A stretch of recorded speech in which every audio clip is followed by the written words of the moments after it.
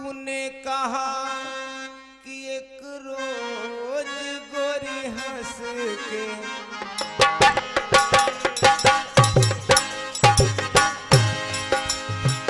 तूने कहा कि एक रोज गोरी हंस के बोलेगी तू ना बोली मेरी मोहब्बत भरी बातें सुन सुन के डोलेगी तू ना डोली और वादा किया तो सैया बन के बदरिया छाऊंगी तू ना छाई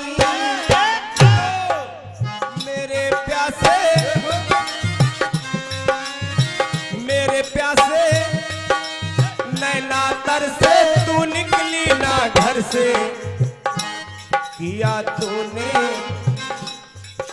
मेरा दिल चोरी ये पूछ ले गोरी जमी और आसमान से तेरे नैना है जरा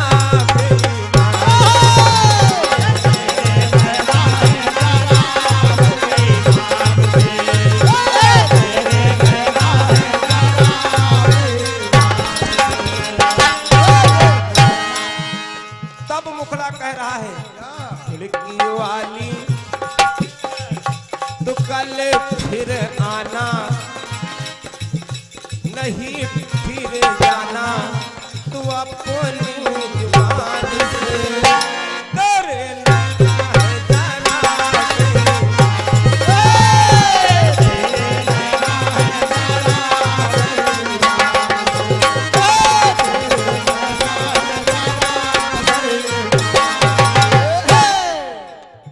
कटपीस ऐसी लगाओ जिससे आज हमारे घर मालिक दादाजी ने अपने पूर्वज इनके जो भी हों उनके तरन तारण के लिए दो दो मंडल बुलवाया है।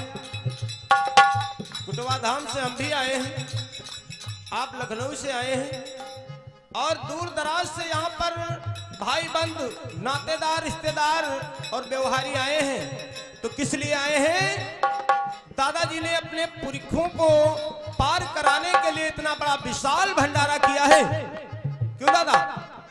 रायता पुलाव ऐसे नहीं बनवाए हैं, क्योंकि जब ये लोग हेलो और हमारे परम आदर श्रीमान आप हैं गजराज दादाजी जो घर मालिक हैं। दादाजी की ओर से 101 रुपए का पुरस्कार है।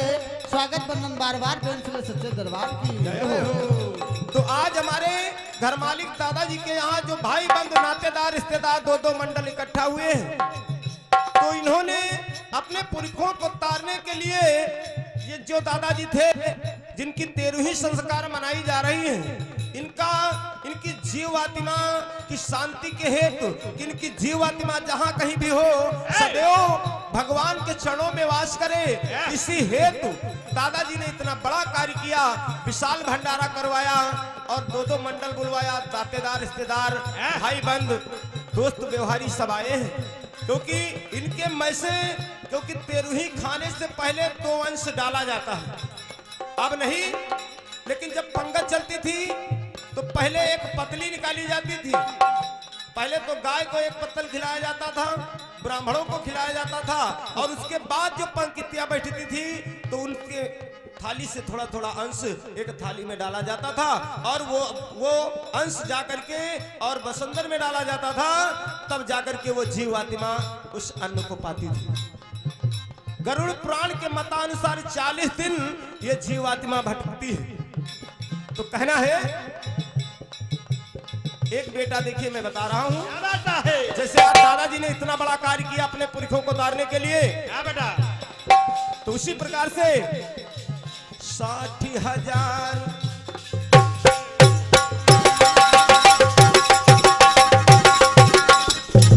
अरे जियो मुन्ना, क्या बात है, कोई जोर नहीं आपका।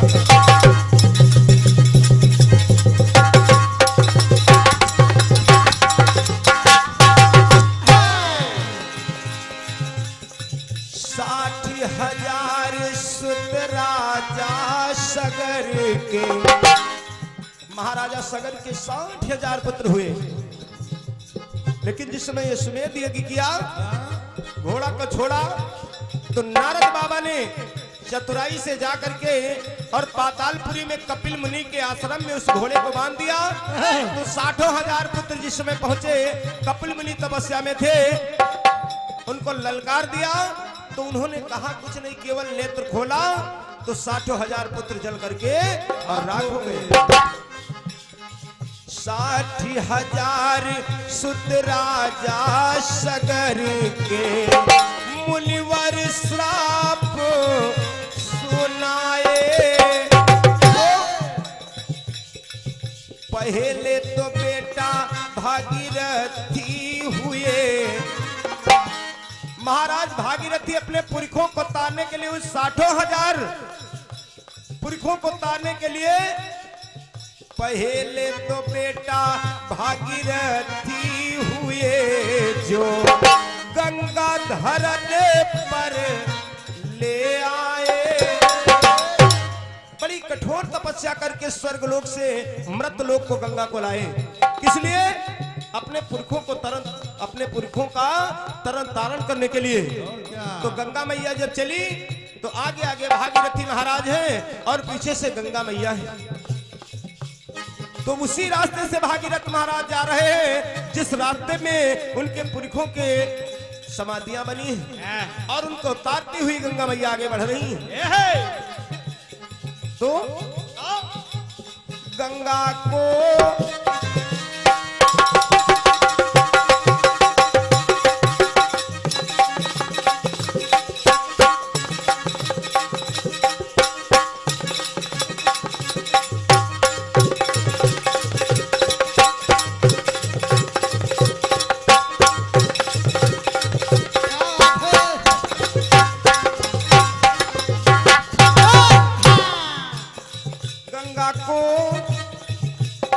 गंगा को धरनी पर लाए, पुरखे पार कराए। तो बेटा बेटे सुनिए, अगर मुहावरों से अलंकार से भरा गीत नहीं होगा रामू भैया, ये खुद लेखनी हमारी है, ये किसी का गीत नहीं। नेट पर सर्च करके आप देख लीजिएगा कि बेटा बेटे का फर्ज निभाए, पुरखों को पार कराए, बढ़ाए कुल का मान है। सच्चे माने में वही तो संतान है। सच्चे माने में वही तो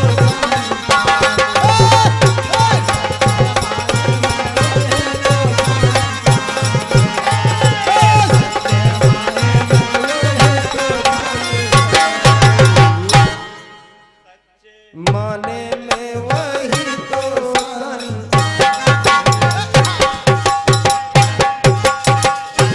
बेटा बेटे का फर्ज निभाए, पुरखों को पार कराए और बढ़ाए कुल का मान है। तो सच्चे माने में वही संतान है। बोलिए सच्चे दरबार की।